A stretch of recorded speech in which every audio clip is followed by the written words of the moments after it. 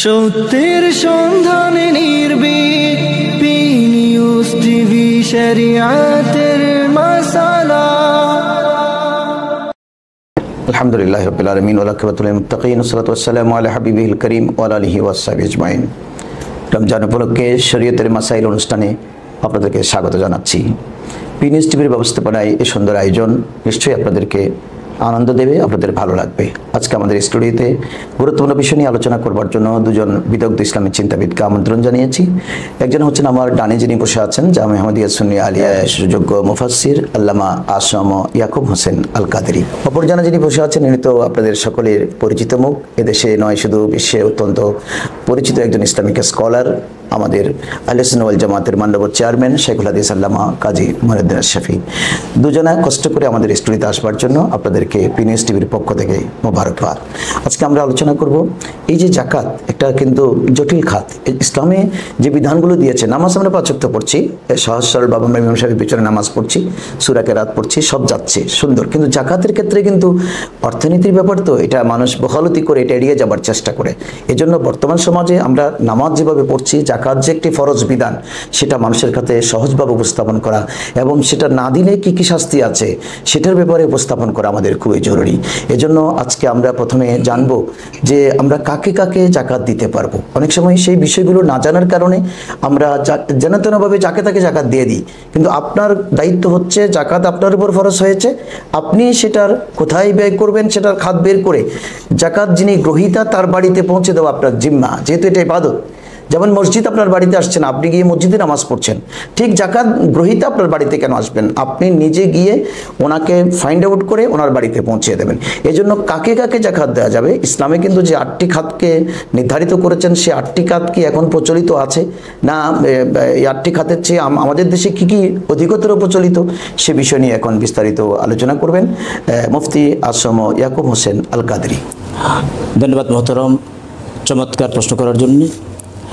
আপনি জানতে চেয়েছেন জাকাত আদায়ের খাতগুলো কী কী। আমরা কোরআনে কারিমের দিকে লক্ষ্য করলে আমরা দেখতে পাই জাকাতের 8টি খাতের বিবরণ এসছে।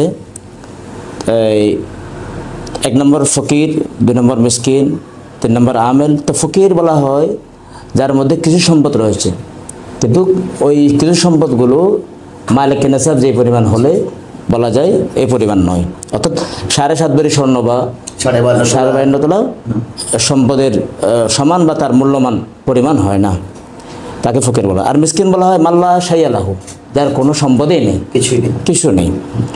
2 নম্বর খাত। 3 নম্বর হচ্ছে আমেরিন জাকাত, যারা জাকাত তহসিলদার, কালেক্টর, উত্তোলনকারী কর্মচারী। তো কর্মচারীর মাসিক ফিগুলো বা দৈনন্দিনের ফিগুলো জাকাত থেকে দেওয়া যাবে, ফান্ড থেকে যাবে, ওনার জন্য নির্ধারিত একটা অংশ। 4 নম্বর হচ্ছে ইবনুস সাবিল, যারা আল্লাহর রাস্তায় রয়েছেন, যেমন মুজাহিদিন রয়েছেন, যেমন ইলমে দ্বীন অর্জন করার জন্য যারা কাজ করে যাচ্ছেন, এইভাবে যারা ইবনুস সাবিল ফি সাবিলিল্লাহ, যারা আল্লাহর রাস্তায় দ্বীন ধর্মের খেদমত বেরিয়ে গিয়েছেন, মুসাফির যারা রয়েছে, এভাবে করে করে ওদের জন্য একটা খাত। মুসাফির যদি সফর অবস্থায় থাকেন, হাতে আর কোনো মাল নাই। যেমন আমরা দেখতে পাচ্ছি কোরআনে কারিমে মধ্যে সাহাবায়ে কেরাম যারা মক্কা থেকে হিজরত করে মদিনায় গিয়েছেন, আল্লাহ পাক কোরআনে কারিমে তাদেরকেও ফোকারা বলেছেন।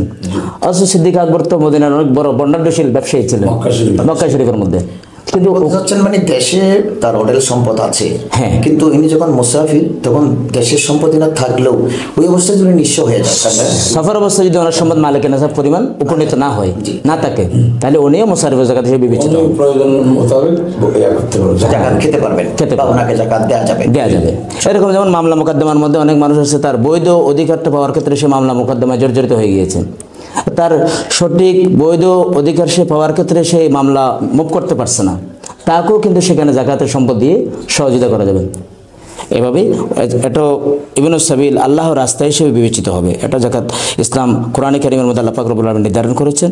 5 নম্বর যেটা রয়েছে সেটা হলো ঋণগ্রস্ত ব্যক্তি, মুগারিমিন যাদেরকে বলা হয়, তাদের ঋণ আদায় করার জন্য এখানে জাকাত দিতে হবে, গারিমিন যারা।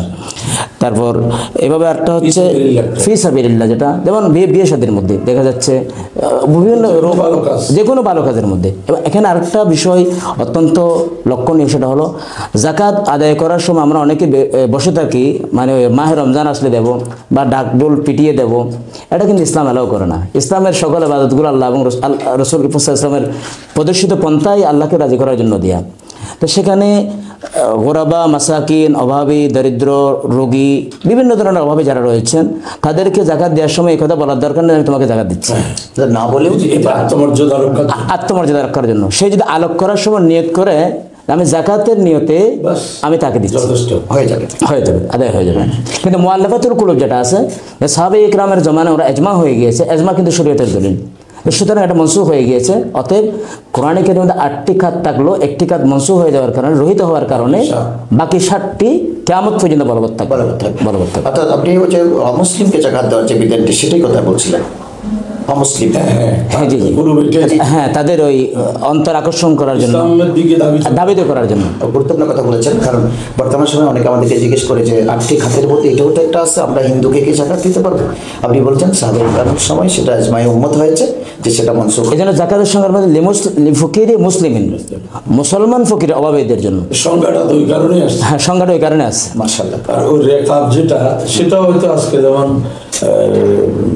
যারা কৃতদাস দাসী প্রথা অনেকটা বিলুপ্ত, তাহলে মানে কার্যত বর্তমানে 6টাই কার্যকর। জি, ওই যে নিজের গোলাম মুক্ত করার জন্য যে জাকাত দেওয়ার খাত, সেটাও কিন্তু এখন রহিত থাকে, যেটা আমাদের দেশে গোলাম প্রচলন নাই, কোথাও প্রচলন নাই। ধন্যবাদ আল্লামা ইয়াকুব হোসেন আল কাদরি, আপনি অত্যন্ত সুন্দরভাবে আমাদের জাকাত ব্যয় করার যে খাতসমূহ সে সম্পর্কে চমৎকার উপস্থাপন করেছেন।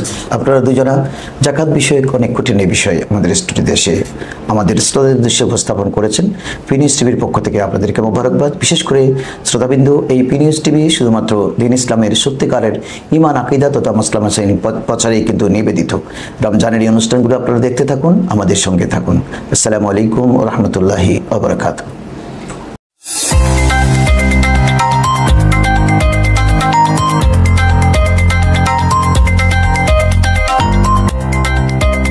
সত্যের সন্ধানে নির্ভীক, পি নিউজ টিভি।